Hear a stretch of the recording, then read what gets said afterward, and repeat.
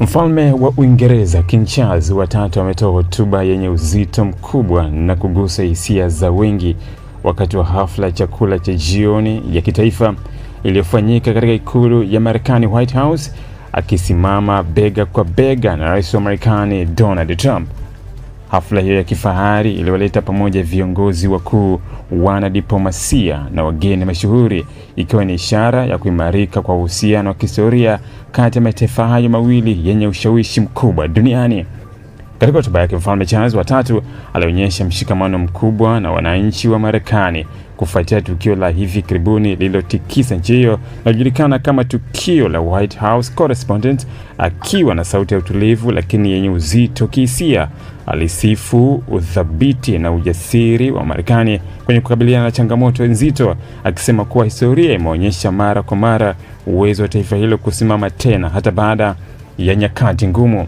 Mfalme huyo alitumia sehemu kubwa ya hotuba yake kuelezea uhusiano wa kipekee uliopo kati ya Uingereza na Marekani, akirejea historia ndefu ya ushirikiano wa kisiasa, kiuchumi na kijeshi. Alisisitiza kuwa mataifa hayo mawili yamekuwa yakishirikiana katika nyakati muhimu za dunia, kuanzia vita vikubwa vya kihistoria hadi juhudi za kisasa za kulinda usalama wa kimataifa na kukuza demokrasia.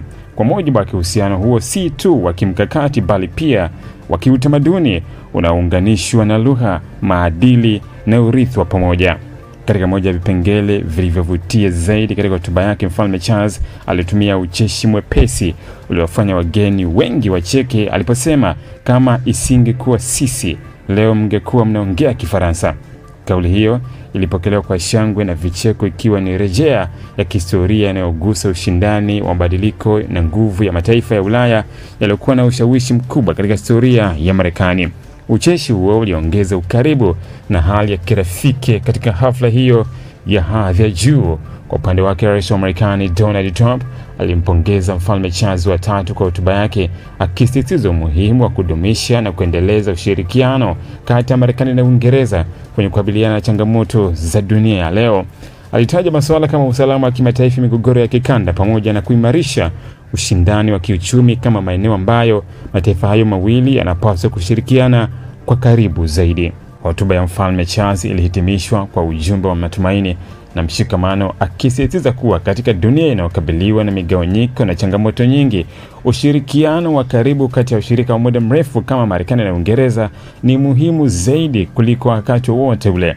Alisisitiza kuwa nguvu ya kweli ya mataifa hayo ipo katika umoja wao, maadili yanayoshirikiana na dhamira yao ya pamoja ya kulinda amani na ustawi wa dunia. Kwa ujumla, hafla hiyo ya White House imeacha alama ya kipekee, ikionyesha si tu hadhi ya kidiplomasia bali pia ukaribu wa kihistoria wa kisiasa kati ya mataifa hayo mawili, huku hotuba ya Mfalme Charles ikibaki kuwa moja ya matukio yaliyogusa hisia na kuonyesha nguvu ya maneno katika kuleta watu pamoja.